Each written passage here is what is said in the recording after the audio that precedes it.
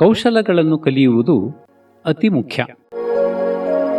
1991ರಲ್ಲಿ ನಮ್ಮ ದೇಶದ ಇತರ 11 ಜನ IPS ಅಧಿಕಾರಿಗಳ ಜೊತೆಗೆ ನನ್ನನ್ನು ಪೊಲೀಸ್ ತರಬೇತಿಗಾಗಿ 4 ತಿಂಗಳ ಅವಧಿಗೆ ಇಂಗ್ಲೆಂಡ್ ದೇಶಕ್ಕೆ ಕಳುಹಿಸಲಾಯಿತು.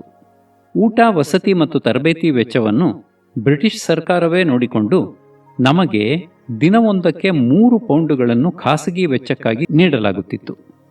ಆದರೆ ಈ ಹಣದ ಸಾಕಷ್ಟು ಭಾಗ ನಮ್ಮ ಕುಟುಂಬದವರಿಗೆ ವಾರಕ್ಕೊಂದು ಟೆಲಿಫೋನ್ ಕರೆಯನ್ನು ಮಾಡುವುದರಲ್ಲಿಯೇ ಮುಗಿದು ಹೋಗುತ್ತಿತ್ತು. ಮೊಟ್ಟ ಮೊದಲ ಬಾರಿ ವಿದೇಶ ಪ್ರವಾಸಕ್ಕೆ ನಾವು ಹೋಗಿದ್ದ ಕಾರಣ ನಮ್ಮಲ್ಲಿ ಬಹಳ ಜನರಿಗೆ ಬೇರೆ ಬೇರೆ ಊರುಗಳನ್ನು ಸುತ್ತುವ ಆಸೆಯಿತ್ತು. ಹೀಗಾಗಿ ನಾವು ಭಾರತದಿಂದ ತಂದಿದ್ದ ವಿದೇಶಿ ವಿನಿಮಯವು ಮೊದಲ ಕೆಲವು ವಾರಗಳಲ್ಲೇ ಮುಗಿದು ಹೋಗಿತ್ತು. ನಮ್ಮ ತಂಡದ ಸರಿಸುಮಾರು ಎಲ್ಲರಿಗೂ ಪೌಂಡ್ಗಳ ತೀವ್ರ ಕೊರತೆ ಎದುರಾಗಿತ್ತು. ಆದರೂ ಏನೂ ಮಾಡಲು ತೋಚದೆ ಸುಮ್ಮನಿದ್ದೆವು.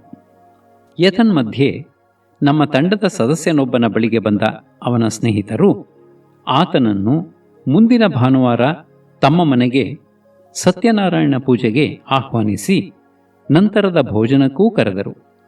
ಆಗ ನಮ್ಮ ಸಹಪಾಠಿ ಭಾರತದಿಂದ ಬಂದಿದ್ದ ತನ್ನ ತಂಡದ ಎಲ್ಲರನ್ನೂ ಕರೆದರೆ ಮಾತ್ರ ತಾನು ಬರುವುದಾಗಿ ಕಂಡೀಷನ್ ಹಾಕಿದ. ಏಕೆಂದರೆ ದೂರದ ಇಂಗ್ಲೆಂಡಿನಲ್ಲಿ ನಾವು ನಮ್ಮ ದೇಶದ ಆಹಾರಕ್ಕಾಗಿ ಪರಿತಪಿಸುತ್ತಿದ್ದುದು ಆತನಿಗೆ ತಿಳಿದಿತ್ತು. ಆತಿಥೇಯರು ಒಪ್ಪಿ ನಮ್ಮೆಲ್ಲರನ್ನೂ ತಮ್ಮ ಮನೆಗೆ ಕರೆದರು. ಸಮಾರಂಭದ ದಿನ ಅವರು ಟೇಪ್ ರೆಕಾರ್ಡರ್ ಒಂದನ್ನು ತಂದು ಅದರಲ್ಲಿ ಪೂಜಾ ಮಂತ್ರಗಳ ಕ್ಯಾಸೆಟ್ ಹಾಕತೊಡಗಿದಾಗ ಅವರನ್ನು ತಡೆದ ಶರ್ಮಾ ಎನ್ನುವ ನಮ್ಮೊಬ್ಬ ಸಹಪಾಠಿ ತಾನೇ ಪೂಜೆಯನ್ನು ಮಾಡಿಸುವುದಾಗಿ ಹೇಳಿದ. ಆಶ್ಚರ್ಯಚಕಿತರಾದ ಅವರು, ನೀವೊಬ್ಬ ಹಿರಿಯ ಪೊಲೀಸ್ ಅಧಿಕಾರಿಯಾಗಿದ್ದು ಪೂಜೆಯನ್ನೂ ಮಾಡಿಸಬಲ್ಲಿರೇ ಎಂದಾಗ ನಸುನಕ್ಕ ಶರ್ಮಾ ಅವರಿಂದಲೇ ಪಂಚೆ ಮತ್ತು ಶಲ್ಯಗಳನ್ನು ಪಡೆದು ಹಣೆಗೆ ತಿಲಕವನ್ನು ಧರಿಸಿ ಪೂಜೆಯನ್ನು ವಿದ್ಯುಕ್ತವಾಗಿ ಮಾಡಿಸಿಯೇ ಬಿಟ್ಟ. ಪೂಜೆಯ ನಂತರ ಮಂಗಳಾರತಿಯನ್ನು ಮಾಡಿ ಅದರ ತಟ್ಟೆಯನ್ನು ಬಂದ ಅತಿಥಿಗಳ ಮುಂದೆ ಹಿಡಿದಾಗ ಸಾಕಷ್ಟು ಪೌಂಡುಗಳು ಅದರಲ್ಲಿ ಬಿದ್ದುವು. ಮೇಲಾಗಿ ಭೋಜನದ ನಂತರ ಆತಿಥೇಯರು ಶರ್ಮಾಗೆ ದಕ್ಷಿಣೆಯೆಂದು 20 ಪೌಂಡುಗಳನ್ನು ಕೊಟ್ಟರು. ನಾವು ಇಂಗ್ಲೆಂಡಿನಲ್ಲಿದ್ದ ಅವಧಿಯಲ್ಲಿ ಆತ ಇನ್ನಷ್ಟು ಮನೆಗಳಲ್ಲಿ ಪೂಜೆ ಮಾಡಿಸಿ ಸಾಕಷ್ಟು ಹಣವನ್ನು ಗಳಿಸಿದಾಗ ನಾವು ಅವನ ಸಮಯ ಸ್ಫೂರ್ತಿಗಾಗಿ ಮತ್ತು ಅವನ ಹೆಚ್ಚಿನ ಕೌಶಲಕ್ಕಾಗಿ ಅವನನ್ನು ಮೆಚ್ಚಲೇಬೇಕಾಯಿತು. ಶರ್ಮಾ ಈ ರೀತಿ ಪೌಂಡ್ಗಳನ್ನು ಗಳಿಸಿದ್ದನ್ನು ಕಂಡು ನಮ್ಮ ತಂಡದ ಇತರರಿಗೂ ಅವನಂತೆ ಹಣ ಗಳಿಸಬೇಕು ಎನಿಸಿತು. ಆ ದೇಶದಲ್ಲಿ ಹೇರ್ ಕಟ್ ಮಾಡಿಸಿಕೊಳ್ಳಲು 5 ಪೌಂಡುಗಳನ್ನು ಕೊಡಬೇಕಾದ್ದರಿಂದ ನಮ್ಮಲ್ಲಿ ಬಹುತೇಕರು ಉದ್ದ ಕೂದಲನ್ನು ಬೆಳೆಸಿದ್ದರು. ಪೊಲೀಸ್ ಅಧಿಕಾರಿಗಳಾಗಿ ಹೇರ್ ಕಟ್ ಮಾಡಿಸದೇ ಇದ್ದದ್ದು ನಮ್ಮನ್ನು ಮುಜುಗರಕ್ಕೆ ಈಡು ಮಾಡಿತ್ತು. ಆ ಸಮಯದಲ್ಲಿ ನಮ್ಮ ತಂಡದ ಇನ್ನೊಬ್ಬ ಅಧಿಕಾರಿ ತಾನು ನಮಗೆ 2 ಪೌಂಡ್ಗಳಲ್ಲಿ ಹೇರ್ ಕಟ್ ಮಾಡುವುದಾಗಿ ಹೇಳಿ ಒಂದು ರಜಾ ದಿನ ಸುಮಾರು 7 ಜನರಿಗೆ ಹೇರ್ ಕಟ್ ಮಾಡಿ ನಮ್ಮಿಂದಲೇ ಹಣ ಸಂಪಾದಿಸಿದ. ಅಂದ ಹಾಗೆ ಕೋವಿಡ್ ಭಯದ ಕಾರಣದಿಂದ ನಾನು ಕೆಲವು ತಿಂಗಳುಗಳಿಂದ ಸಲೂನಿಗೆ ಹೋಗದೆ ಮನೆಯವರ ಕೈಯಲ್ಲೇ ಹೇರ್ ಕಟ್ ಮಾಡಿಸಿಕೊಂಡಿದ್ದೇನೆ. ಅವನನ್ನು ಕಂಡು ನನಗೂ ಏನಾದರೂ ಮಾಡಬೇಕು ಎನಿಸಿತು. ನಾನು ಚಿಕ್ಕಂದಿನಿಂದಲೂ ಅಡುಗೆಯನ್ನು ಮಾಡಲು ಕಲಿತಿದ್ದ ಕಾರಣ ನಾನು ಒಂದು ದಿನ ತಂಡದ ಎಲ್ಲರಿಗೂ ಭಾರತೀಯ ಭೋಜನವನ್ನು ತಯಾರಿಸುವುದಾಗಿ ಹೇಳಿದಾಗ ಎಲ್ಲರೂ ಒಕ್ಕೊರಲಿನಿಂದ ಅನುಮೋದಿಸಿದರು. ನಮ್ಮ ಹಾಸ್ಟೆಲ್ನ ಮ್ಯಾನೇಜರ್ನಿಗೆ ಭಾನುವಾರದ ಅಡುಗೆಯನ್ನು ನಾನೇ ಇಡೀ ತಂಡಕ್ಕೆ ಮಾಡುವೆನೆಂದು ಹೇಳಿದಾಗ ಅವರು ಖುಷಿಯಿಂದ ನನಗೆ ಬೇಕಾದ ಸಾಮಗ್ರಿಗಳನ್ನು ತರಿಸಿ ಅಡುಗೆ ಮಾಡಲು ಗಂಟೆಗೆ 10 ಪೌಂಡಿನ ಕೂಲಿಯಂತೆ ಲೆಕ್ಕವನ್ನು ಹಾಕಿ ನನಗೆ ಹಣ ಕೊಟ್ಟರು. 4 ಭಾನುವಾರಗಳು ನಾನೇ ಅಡುಗೆಯನ್ನು ಮಾಡಿ ನಮ್ಮ ತಂಡದವರನ್ನು ಮೆಚ್ಚಿಸಿದ್ದೇ ಅಲ್ಲದೆ ಲಂಡನ್ನಿಂದ ಪ್ಯಾರಿಸ್ಸಿಗೆ ಹೋಗುವ ಖರ್ಚನ್ನೂ ಗಳಿಸಿದೆ. ಈ ವಿಷಯದ ಪ್ರಸ್ತಾಪವನ್ನು ಇಲ್ಲಿ ಮಾಡುತ್ತಿರುವ ಉದ್ದೇಶವೇನೆಂದರೆ, ನಾವು ಶಾಲಾ ಕಾಲೇಜುಗಳಲ್ಲಿ ಕಲಿಯುವ ವಿದ್ಯಾಭ್ಯಾಸದ ಜೊತೆಗೆ ಯಾವುದಾದರೊಂದು ಬೇರೆ ವಿದ್ಯೆ ಇಲ್ಲವೇ ಕೌಶಲವನ್ನು ಗಳಿಸಿದ್ದರೆ ಅದು ಎಂದಾದರೊಂದು ದಿನ ನಮ್ಮ ನೆರವಿಗೆ ಬರುತ್ತದೆ ಎನ್ನಲು. ಈ ಸಂದರ್ಭದಲ್ಲಿ ನನಗೆ ಮಹಾಭಾರತದ ಕಥೆಯೊಂದು ನೆನಪಾಗುತ್ತದೆ. ಅಜ್ಞಾತವಾಸದ ಸಂದರ್ಭದಲ್ಲಿ ಪಾಂಡವರೆಲ್ಲರೂ ವೇಷ ಮರೆಸಿಕೊಂಡು ವಿರಾಟ ರಾಜನ ಆಸ್ಥಾನದಲ್ಲಿ ಇದ್ದಾಗ ಭೀಮನು ಅಡುಗೆಯವನಾಗಿಯೂ ಅರ್ಜುನನು ಬೃಹನ್ನಳೆಯ ರೂಪದಲ್ಲಿ ನೃತ್ಯ ಶಿಕ್ಷಕನಾಗಿಯೂ ನಕುಲ ಸಹದೇವರು ಕುದುರೆ ಹಾಗೂ ಗೋಪಾಲಕರಾಗಿಯೂ ಕೆಲಸ ಮಾಡುತ್ತಿದ್ದರು. ಒಂದು ವೇಳೆ ಅವರೆಲ್ಲರಿಗೂ ಈ ಕೆಲಸಗಳನ್ನು ಮಾಡುವ ಕೌಶಲಗಳು ಇರದೇ ಹೋಗಿದ್ದರೆ ಅವರ ಗುಟ್ಟು ಎಂದಿಗೋ ರಟ್ಟಾಗಿ ಹೋಗಿಬಿಡುತ್ತಿತ್ತು. ನಮ್ಮ ಶಾಸ್ತ್ರದಲ್ಲಿ 64 ಬಗೆಯ ಕಲೆ ಕೌಶಲಗಳನ್ನು ಗುರುತಿಸಲಾಗಿದೆ.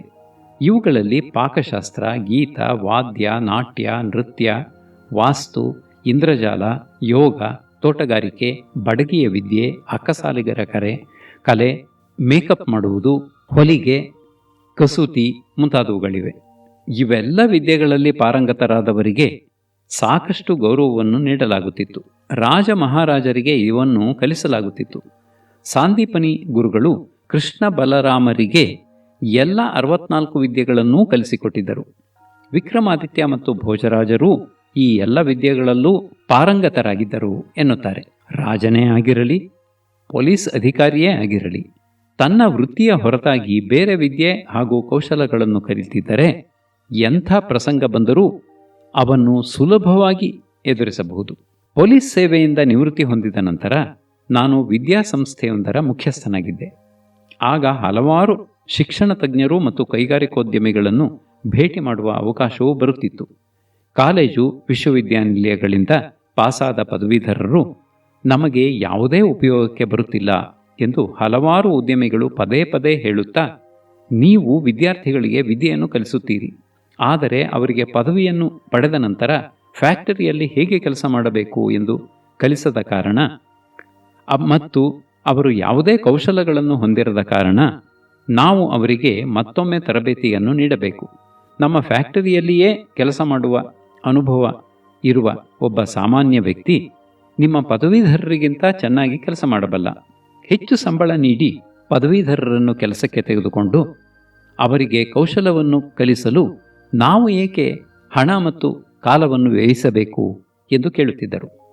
ಆ ಸಮಯದಲ್ಲಿ ನಾವು ಉದ್ದಿಮೆದಾರರಿಗೆ, ನಾವು ತರಗತಿಯಲ್ಲಿ ಏನನ್ನು ಕಲಿಸಬೇಕೆಂದು ನೀವೇ ಪಠ್ಯಕ್ರಮವನ್ನು ಮಾಡಿಕೊಡಿ, ಹೇಗಿದ್ದರೂ ನಮ್ಮದು ಖಾಸಗಿ ವಿಶ್ವವಿದ್ಯಾನಿಲಯವಾಗಿರುವ ಕಾರಣ ನಾವು ಇದನ್ನು ಅಳವಡಿಸುತ್ತೇವೆ, ನಮ್ಮಿಂದ ಪದವಿಯನ್ನು ಗಳಿಸಿದ ವಿದ್ಯಾರ್ಥಿಗಳಿಗೆ ನಿಮ್ಮ ಸಂಸ್ಥೆಯಲ್ಲಿಯೇ ನೌಕರಿಯನ್ನು ಕೊಡಿ ಎಂದು ಸೂಚಿಸಿದೆವು. ಅವರು ಒಪ್ಪಿದಾಗ ನಾವು ಅವರು ಹೇಳಿದಂತೆಯೇ ಪಠ್ಯಕ್ರಮವನ್ನು ಬದಲಿಸಿ ವಿದ್ಯಾರ್ಥಿಗಳಿಗೆ ನೌಕರಿಯನ್ನು ಹೊಂದಲು ಉತ್ತಮ ಅವಕಾಶವನ್ನು ಮಾಡಿಕೊಟ್ಟೆವು. ಇದೇ ರೀತಿಯೇ ಪತ್ರಿಕೆಯೊಂದರ ಸಂಪಾದಕರು ನನ್ನೊಂದಿಗೆ ಮಾತನಾಡುತ್ತಾ, ಭಾಷೆಗಳು ಮತ್ತು ಪತ್ರಿಕೋದ್ಯಮದಲ್ಲಿ ಪದವಿ ಪಡೆದ ಯುವಕ ಯುವತಿಯರು ನಮ್ಮಲ್ಲಿ ನೌಕರಿಗೆ ಎಂದು ಅರ್ಜಿ ಹಾಕುತ್ತಾರೆ. ಆದರೆ ಅವರಿಗೆ ಸರಿಯಾಗಿ ವ್ಯಾಕರಣ ತಿಳಿದಿಲ್ಲ, ಕಾಗುಣಿತ ತಿಳಿದಿಲ್ಲ, ಇಂಗ್ಲಿಷ್ನಿಂದ ಕನ್ನಡಕ್ಕೆ ತರ್ಜುಮೆ ಮಾಡುವುದು ತಿಳಿದಿಲ್ಲ. ಇಂಥವರಿಗೆ ಕೆಲಸವನ್ನು ಹೇಗೆ ಕೊಡುವುದು ಎಂದು ತಮ್ಮ ಅಳಲನ್ನು ತೋಡಿಕೊಂಡರು. ಪ್ರತಿಯೊಬ್ಬನೂ ತಾನು ಶಾಲಾ ಕಾಲೇಜುಗಳಲ್ಲಿ ಕಲಿತ ವಿದ್ಯೆಯ ಜೊತೆಗೆ ತನ್ನ ನೌಕರಿಗೆ ಬೇಕಾಗುವ ಕೌಶಲವನ್ನು ಕಲಿತುಕೊಂಡರೆ ಮಾತ್ರ ಆತನಿಗೆ ನೌಕರಿ ಸುಲಭವಾಗಿ ಸಿಗುತ್ತದೆ ಎನ್ನಲು ಇದೊಂದು ನಿದರ್ಶನವಷ್ಟೇ. ಪ್ರಸಕ್ತ ಕಾಲದಲ್ಲಿ ಕಂಪ್ಯೂಟರ್ ವಿಜ್ಞಾನವಲ್ಲದೆ ಡಾಟಾ ಸೈನ್ಸ್ ಹಾಗೂ ಕೃತಕ ಬುದ್ಧಿಶಕ್ತಿಯ ವಿಷಯಗಳನ್ನು ಅರಿತವರಿಗೆ ಹೆಚ್ಚಿನ ಅವಕಾಶಗಳು ದೊರೆಯುತ್ತಿರುವುದನ್ನು ನಾವು ಕಂಡಿಲ್ಲವೇ? ಕೇವಲ ನೌಕರಿ ಹುಡುಕಲು ಹೊಸ ಕೌಶಲಗಳನ್ನು ಕಲಿಯಬೇಕಾಗಿಲ್ಲ. ಈ ಬಗ್ಗೆ ನಡೆದಿರುವ ಸಂಶೋಧನೆಯಂತೆ ಹೊಸ ಕೆಲಸಗಳನ್ನು ನಾವು ಮಾಡಲಾರಂಭಿಸಿದಾಗ ನಮ್ಮ ಮಿದುಳಿನಲ್ಲಿರುವ ಮೆಯಲಿನ್ ಎನ್ನುವ ಭಾಗವು ಹೆಚ್ಚು ದಟ್ಟವಾಗಿ ನಾವು ಏನನ್ನು ಕಲಿಯಲು ಹೊರಡುತ್ತೇವೆಯೋ ಅದನ್ನು ಇನ್ನೂ ಉತ್ತಮವಾಗಿ ಕಲಿಯಬಹುದು. ನಮ್ಮ ಕಲಿಕೆಯ ವೇಗವು ವೃದ್ಧಿಯಾಗಿ ಹೊಸದಾದ ವಿಷಯಗಳನ್ನು ಬೇಗನೆ ಕಲಿಯುವುದು ಸಾಧ್ಯವಾಗುತ್ತದೆ. ವಯಸ್ಸಿನಲ್ಲಿ ಹಿರಿಯರಿಗೆ ಡಿಮೆನ್ಷಿಯಾ ಎನ್ನುವ ಮರವಿನ ರೋಗವು ಬರುವುದು ಕಡಿಮೆಯಾಗುತ್ತದೆ. ಎಲ್ಲಕ್ಕಿಂತ ಮಿಗಿಲಾಗಿ ಹೊಸ ವಿಷಯವನ್ನಾಗಲಿ ಕೌಶಲವನ್ನಾಗಲಿ ನಾವು ಕಲಿಯಲು ಹೊರಟಾಗ ನಮ್ಮ ಮನಸ್ಸಿನಲ್ಲಿ ಒಂದು ಆನಂದದ ಭಾವನೆಯು ಮೂಡುತ್ತದೆ. ನಮ್ಮ ಪಾಠಗಳ ಜೊತೆಗೆ ನಾವು ನೂತನ ವಿಷಯಗಳ ಬಗ್ಗೆ ತಿಳಿಯಲು ಆರಂಭಿಸಿದಾಗ ನಮಗೆ ಪದೇ ಪದೇ ಆಗುವ ಬೇಸರವನ್ನು ಸುಲಭವಾಗಿ ಕಳೆಯಬಹುದು. ಉದಾಹರಣೆಗೆ, ಹಲವಾರು ವಿದ್ಯಾರ್ಥಿಗಳು ತಮ್ಮ ಆಟಪಾಠಗಳ ಜೊತೆಗೆ ಸಂಗೀತವನ್ನೋ ಇಲ್ಲವೇ ನೃತ್ಯವನ್ನೋ ಇಲ್ಲವೇ ಯೋಗಾಭ್ಯಾಸವನ್ನೋ ಕಲಿಯುತ್ತಾ ಹಲವಾರು ವಿಷಯಗಳಲ್ಲಿ ಪ್ರೌಢಿಮೆಯನ್ನು ಗಳಿಸುವುದನ್ನು ನಾವು ನೋಡಿದ್ದೇವೆ.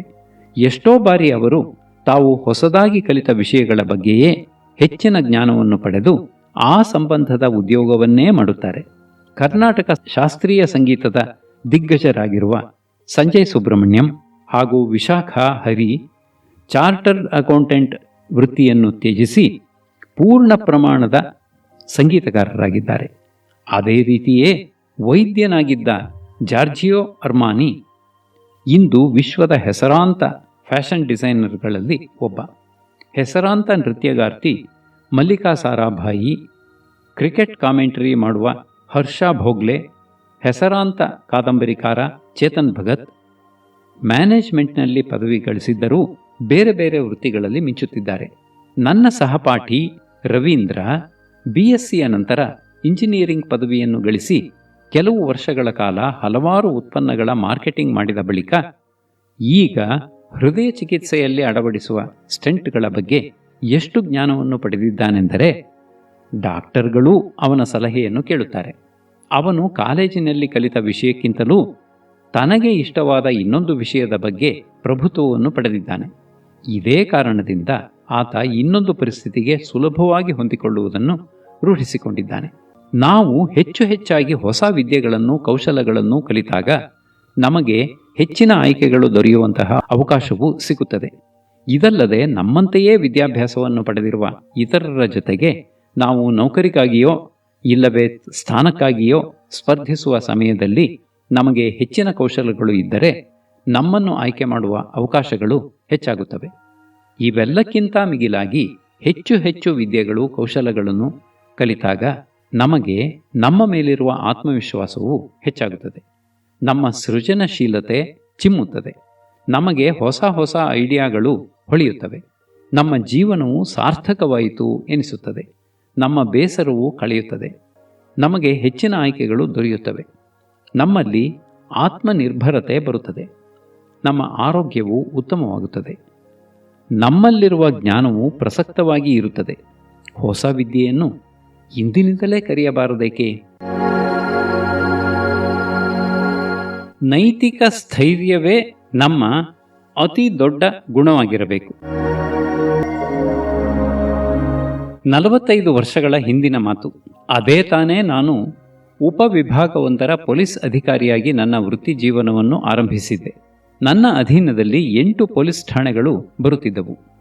ಅದರಲ್ಲಿ ಒಂದು ಠಾಣೆಯಲ್ಲಿ ಕೆಲಸವನ್ನು ಮಾಡುತ್ತಿದ್ದ ಬಸವರಾಜ ಎನ್ನುವ ಕಾನ್ಸ್ಟೇಬಲ್ನ ಮೇಲೆ ನನಗೆ ಪದೇ ಪದೇ ದೂರುಗಳು ಬರುತ್ತಿದ್ದವು. ಒಂದು ದಿನ ನಾನು ಅವನನ್ನು ನನ್ನ ಕಚೇರಿಗೆ ಕರೆಸಿ ದೂರುಗಳ ಬಗ್ಗೆ ಪ್ರಶ್ನಿಸಿದಾಗ ಆತ ಹೀಗೆಂದ: ಸರ್, ನಾನು ಈ ಇಲಾಖೆಯಲ್ಲಿ ಪ್ರಾಮಾಣಿಕತೆಯಿಂದ ಮತ್ತು ನಿಯತ್ತಿನಿಂದ ಕೆಲಸವನ್ನು ಮಾಡುತ್ತಿದ್ದೇನೆ.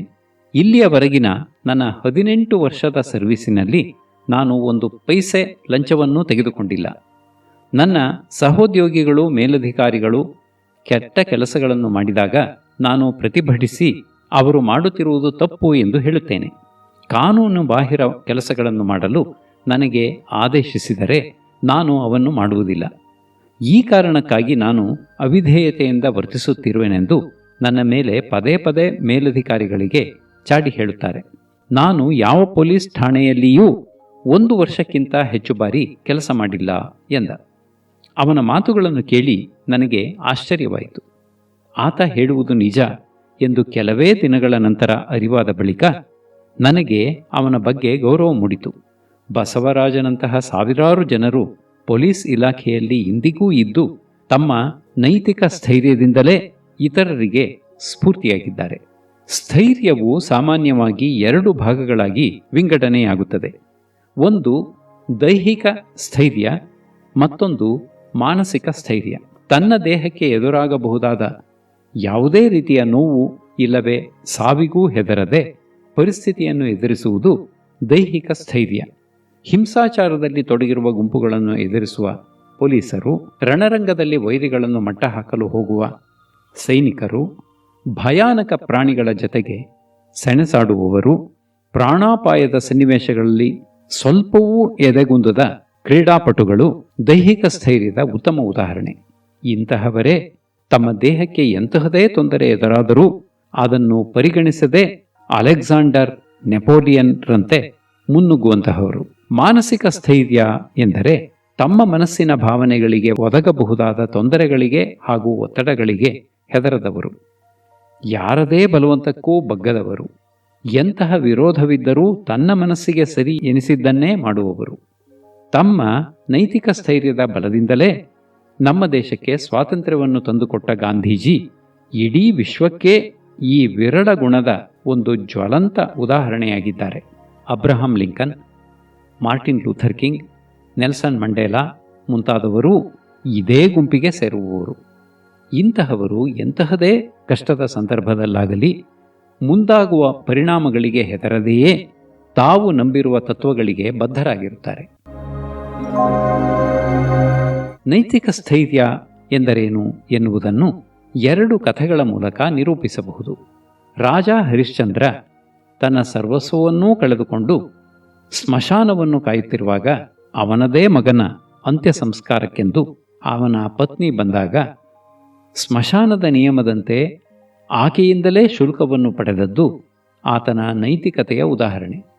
ಅಂತೆಯೇ ದ್ರೌಪದಿಯ ವಸ್ತ್ರಾಪಹರಣದ ಸಂದರ್ಭದಲ್ಲಿ ಸಭೆಯಲ್ಲಿದ್ದ ಯಾವ ಅತಿರಥ ಮಹಾರಥನೂ ಆಕೆಯ ರಕ್ಷಣೆಗೆ ಬರದೇ ಇದ್ದದ್ದು ಅವರೆಲ್ಲರ ನೈತಿಕ ಸ್ಥೈರ್ಯದ ಕೊರತೆಯ ನಿದರ್ಶನ.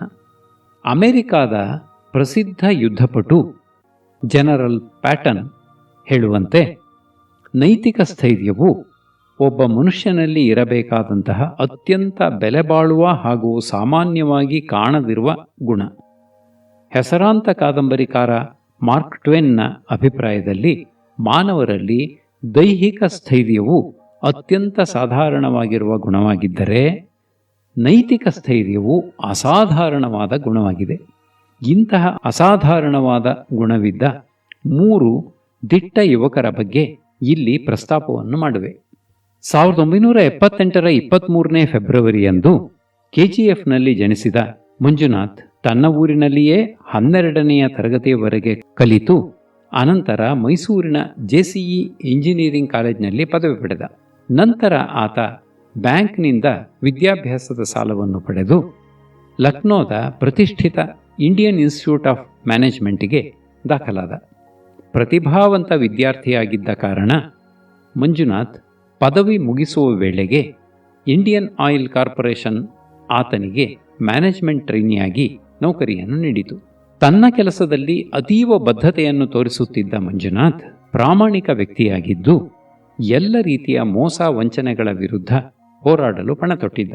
ಆತನನ್ನು ಉತ್ತರ ಪ್ರದೇಶದ ಲಖಿಂಪುರ ಖೇಡಿ ಎನ್ನುವ ಜಿಲ್ಲೆಗೆ ನೇಮಿಸಲಾಗಿತ್ತು. ತನ್ನ ಕಂಪನಿಯು ನಡೆಸುತ್ತಿದ್ದ ವಿವಿಧ ಪೆಟ್ರೋಲ್ ಬಂಕುಗಳ ಉಸ್ತುವಾರಿಯೂ ಅವನ ಕೆಲಸಗಳಲ್ಲಿ ಒಂದಾಗಿತ್ತು. ಗೋಲಾ ಎನ್ನುವ ಊರಿನಲ್ಲಿ ಇದ್ದ ಮಿತ್ತಲ್ ಪೆಟ್ರೋಲ್ ಬಂಕ್ನಲ್ಲಿ ಕಲಬೆರಕೆ ಪೆಟ್ರೋಲ್ ಮಾರಲಾಗುತ್ತಿದೆ ಎಂದು ತಿಳಿದ ಮಂಜುನಾಥ್ ಅಲ್ಲಿಗೆ ಹೋಗಿ ಆತ ಅಲ್ಲಿ ಮಾರುತ್ತಿದ್ದ ಪೆಟ್ರೋಲ್ ಪರಿಶೀಲಿಸಿದಾಗ ಕಲಬೆರಕೆ ಪೆಟ್ರೋಲ್ ಮಾರುತ್ತಿದ್ದುದು ಸಾಬೀತಾಯಿತು. ಆತ ಮುಲಾಜಿಲ್ಲದೆ ಆ ಬಂಕನ್ನು ಮುಚ್ಚಲು ಆದೇಶ ನೀಡಿದ. ಬಂಕ್ನ ಮಾಲೀಕ ಮಿತ್ತಲ್ ಆ ಜಿಲ್ಲೆಯಲ್ಲಿ ಸಾಕಷ್ಟು ಪ್ರಬಲನಾಗಿದ್ದು ರಾಜಕಾರಣಿಗಳಿಗೆ ತೀರಾ ಹತ್ತಿರವಾಗಿದ್ದ. ಆತ ತನ್ನ ಬೆಂಬಲಿಗರಿಂದ ಮಂಜುನಾಥ್ಗೆ ಯಾವುದೇ ಕ್ರಮ ತೆಗೆದುಕೊಳ್ಳದಿರಲು ಒತ್ತಡವನ್ನು ಹೇರಿಸಿದ. ಮಂಜುನಾಥ್ ಯಾರ ಮಾತಿಗೂ ಬಗ್ಗದೆ ಆ ಪೆಟ್ರೋಲ್ ಬಂಕನ್ನು ಮುಚ್ಚಿಸಿಯೇ ಬಿಟ್ಟ. ಪೆಟ್ರೋಲ್ ಬಂಕನ್ನು ತೆರೆಯಲು ಅವಕಾಶ ಮಾಡಿಕೊಡಬೇಕೆಂದು ಮಂಜುನಾಥ್ಗೆ ಮಿತ್ತಲ್ ಆಮಿಷಗಳನ್ನು ಒಡ್ಡಿದರೂ ಆತ ಕೇಳದಾದಾಗ ಮಿತ್ತಲ್ ಇಂಡಿಯನ್ ಆಯಿಲ್ ಸಂಸ್ಥೆಯ ಮೇಲಾಧಿಕಾರಿಗಳನ್ನು ಸಂಪರ್ಕಿಸಿ ಮುಚ್ಚಲಾಗಿದ್ದ ತನ್ನ ಪೆಟ್ರೋಲ್ ಬಂಕನ್ನು ತೆರೆಸುವಲ್ಲಿ ಸಫಲನಾದ. ಪೆಟ್ರೋಲ್ ಬಂಕ್ ತೆರೆದಾಗ ಮಂಜುನಾಥ ಮತ್ತೊಮ್ಮೆ ಅಲ್ಲಿಗೆ ಪರಿಶೀಲನೆ ಮಾಡಲು ಹೋದ. ಅಂದು 2005ರ ನವೆಂಬರ್ 19ರ ರಾತ್ರಿಯಾಗಿತ್ತು. ಈತನ ಪರಿಶೀಲನೆಯಿಂದ ತಮಗೆ ತೊಂದರೆಯಾಗಬಹುದು ಎಂಬ ಹೆದರಿಕೆಯ ಮೇರೆಗೆ ಮಿತ್ತಲ್ ಕುಟುಂಬದವರು ಮಂಜುನಾಥನ ಜೊತೆ ಜಗಳ ತೆಗೆದು ಅವನಿಗೆ ಹತ್ತಿರದಿಂದ ಗುಂಡು ಹಾರಿಸಿ ಕೊಲೆ ಮಾಡಿದರು. ಆರೋಪಿಗಳು ಆತನ ದೇಹವನ್ನು ಕಾರೊಂದರಲ್ಲಿ ಹಾಕಿಕೊಂಡು ಸಾಕ್ಷ್ಯ ನಾಶ ಮಾಡಲು ಹೊರಟಾಗ ಪಕ್ಕದ ಸೀತಾಪುರ ಜಿಲ್ಲೆಯ ಪೊಲೀಸರಿಗೆ ಸಿಕ್ಕಿಬಿದ್ದರು. ಕೇವಲ 27 ವರ್ಷ ವಯಸ್ಸಿನ ಒಬ್ಬ ಪ್ರಾಮಾಣಿಕ ಅಧಿಕಾರಿ ಹುತಾತ್ಮನಾದ. ಈ ಭೀಕರ ಹತ್ಯೆ ಇಡೀ ರಾಷ್ಟ್ರವನ್ನೇ ತಲ್ಲಣಗೊಳಿಸಿತು. ಕರ್ನಾಟಕದ ಒಬ್ಬ ಯುವ ಅಧಿಕಾರಿ ದಿಟ್ಟತನದಿಂದ ಉತ್ತರ ಪ್ರದೇಶದ ಮಾಫಿಯಾವನ್ನು ಎದುರು ಹಾಕಿಕೊಂಡು ತನ್ನ ಜೀವವನ್ನೇ ತೆತ್ತಿದ್ದು ಇಡೀ ಭಾರತದಲ್ಲಿ ನೈತಿಕ ಸ್ಥೈರ್ಯಕ್ಕೆ ಒಂದು ಉದಾಹರಣೆಯಾಯಿತು. ಅವನ ಬಲಿದಾನವನ್ನು ನೆನೆಸಲು ಮಂಜುನಾಥನ ಹೆಸರಿನಲ್ಲಿ ಟ್ರಸ್ಟ್ ಒಂದನ್ನು ತೆರೆಯಲಾಗಿದ್ದು, ಆತನ ಹುಟ್ಟುಹಬ್ಬದ ದಿನದಂದು ನೈತಿಕ ಸ್ಥೈರ್ಯವನ್ನು ಪ್ರದರ್ಶಿಸುವ ಯುವಕ ಯುವತಿಯರನ್ನು ಗುರುತಿಸಿ ಅವನ ಹೆಸರಿನಲ್ಲಿ ಪ್ರಶಸ್ತಿಯನ್ನು ನೀಡಲಾಗುತ್ತಿದೆ.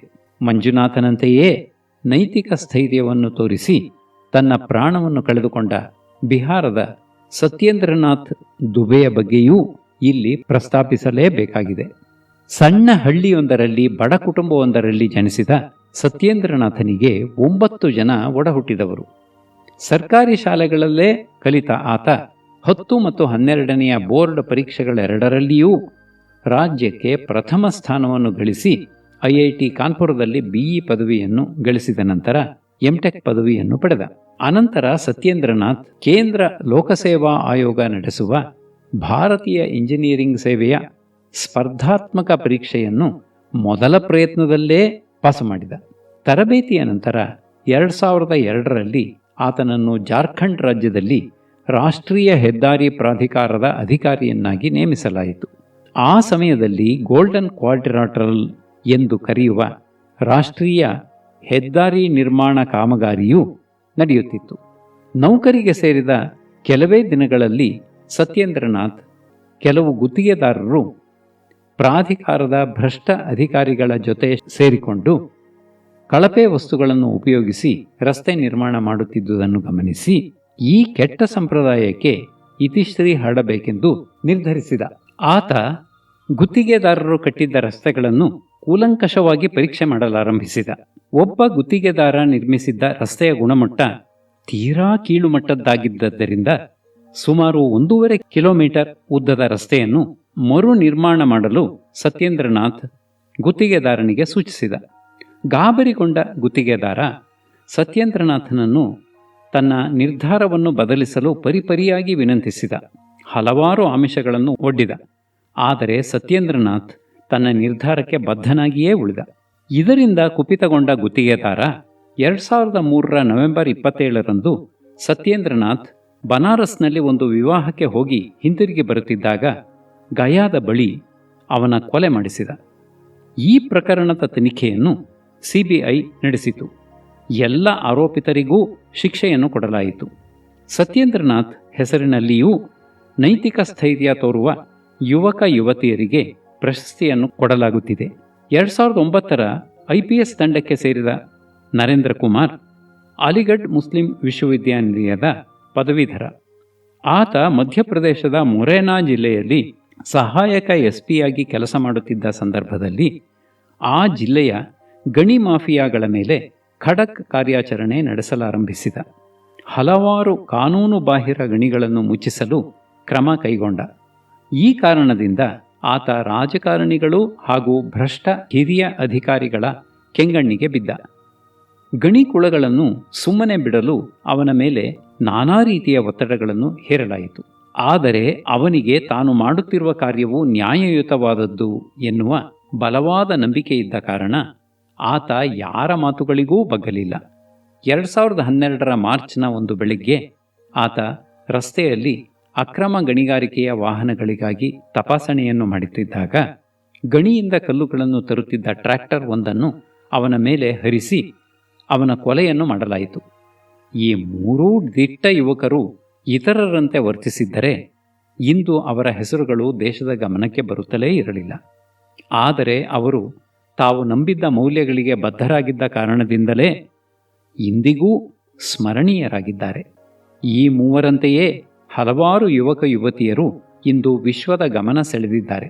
ಶಿಕ್ಷಣ ಹಕ್ಕುಗಳಿಗಾಗಿ ಹೋರಾಡಿದ ಪಾಕಿಸ್ತಾನದ ಮಲಾಲಾ ಯೂಸುಫ್ಜಾಯಿ, ಪರಿಸರದ ಬಗ್ಗೆ ಕಾಳಜಿ ತೋರಿದ ಸ್ವೀಡನ್ನ ಯುವತಿ ಗ್ರೆಟಾ ಥುನ್ಬರ್ಗ್ ವಿಖ್ಯಾತರಾಗಿದ್ದಾರೆ.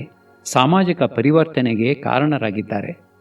ಉತ್ತಮ ಮೌಲ್ಯಗಳನ್ನು ಬೆಳೆಸಿಕೊಂಡು ಅವುಗಳಿಗೆ ಯಾವುದೇ ರೀತಿಯ ಹೊಂದಾಣಿಕೆಯನ್ನು ಮಾಡಿಕೊಳ್ಳದೆ ಎಂತಹ ದುರ್ಗಮ ಪರಿಸ್ಥಿತಿ ಬಂದರೂ ಹೆದರದೆ ನೈತಿಕ ಸ್ಥೈರ್ಯ ಎನ್ನುವ ಅಸಾಧಾರಣ ಗುಣವನ್ನು ಪ್ರದರ್ಶಿಸುವವರು ಲೋಕಮಾನ್ಯರಾಗುವುದಿಲ್ಲವೇ?